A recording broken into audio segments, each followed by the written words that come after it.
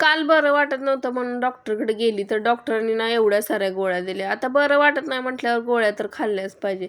तर सकाळी उठल्यावर ना जरा बरं वाटत होतं म्हणून अंघोळ करून ना छान असं मॉइश्चरायझर लावून घेतलं, कारण थंडी खूपच वाढली आहे.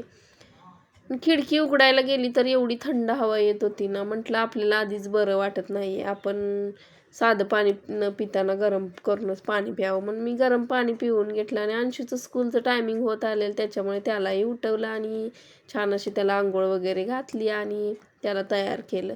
आणि अंशूसाठी ना मी असं रात्री पाण्यामध्ये ना बदाम भिजत घालते आणि सकाळी त्याला देते खायला. तर ते काजूचे 2-3 तुकडे दिसत आहेत ना, ते माझ्यासाठी आहेत बरं का. मला खूप आवडतात असे भिजवलेले काजू खायला. मग ते पण छान असे सोलून घेतले आणि ना चहा बनवायला घेतला.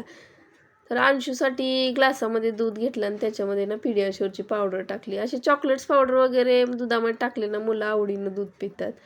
त्यानंतर मीही गाजर आणि बीटचा ज्यूस बनवून घेतला आणि तोही पिऊन घेतला.